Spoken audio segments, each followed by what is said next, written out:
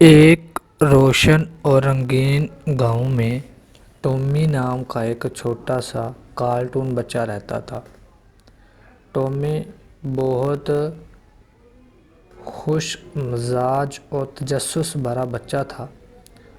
اسے سب سے زیادہ مزہ تصویریں بنانے اور رنگ بھرنے میں آتا تھا۔ جب دوسرے بچے کھیل کھیلتے، ٹامی اپنے کاغذ اور رنگوں کے ساتھ مصروف رہتا۔ ایک دن ٹامی اپنے گھر کے پرانے کمرے میں صفائی کر رہا تھا۔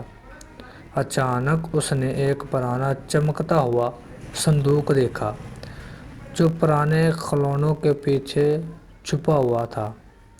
صندوق کے اندر سے ایک سنہری پنسل ملی جو ہلکی روشنی کے ساتھ چمک رہی تھی، جسے وہ جاگتی آنکھوں سے دیکھا۔ ٹامی نے خوش ہو کر دیکھا، واہ، یہ تو خاص لگ رہی ہے۔ اس نے کاغذ پر ایک چھوٹا سا پرندہ بنایا اور جادو دیکھا۔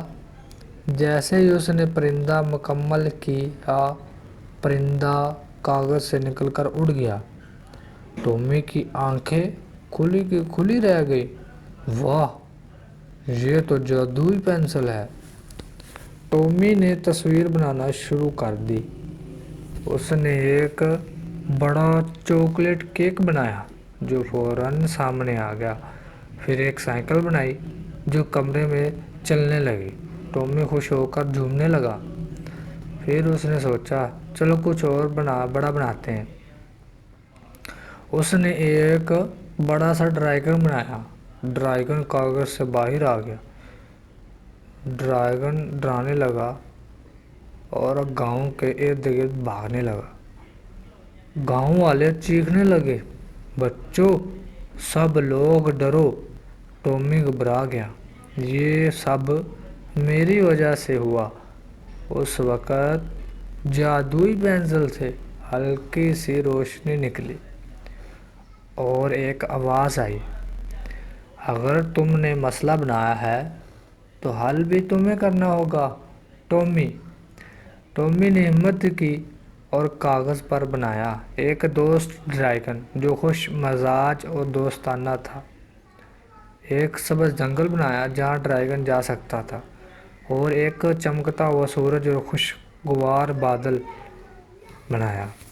ڈریگن پرسکون ہو گیا اور جنگل کی طرف اڑ گیا۔ گاؤں والے خوش ہو گئے اور سب نے ٹامی کی تعریف کی۔ سبق آموز اختتام: جادوئی پنسل دوبارہ عام پنسل بن گئی۔ مگر ٹامی نے سمجھ لیا، جادو سے زیادہ ضروری ہے عقل اور اچھا دل۔ اس دن کے بعد ٹامی گاؤں کا سب سے پیارا ہیرو بن گیا، کیونکہ اس نے اپنی تخلیقی صلاحیت کو سمجھا اور نیک دلی کے ساتھ استعمال کیا۔ پتہ چلا کہ اگر بندے کے پاس کچھ آ جائے تو اس کو اچھی طرح استعمال کرے، اپنی صلاحیتیں اس سے ظاہر کروائے۔ یہ نہیں ہے کہ دوسرے لوگوں کی طرح برے کام کریں، پھر وہ آخر میں ہاتھ دھوتے ہیں، جیسے یہاں پر ٹامی نے بہت سمجھداری سے کام لیا۔ ایک روشن اور رنگین گاؤں میں ٹامی نام کا ایک چھوٹا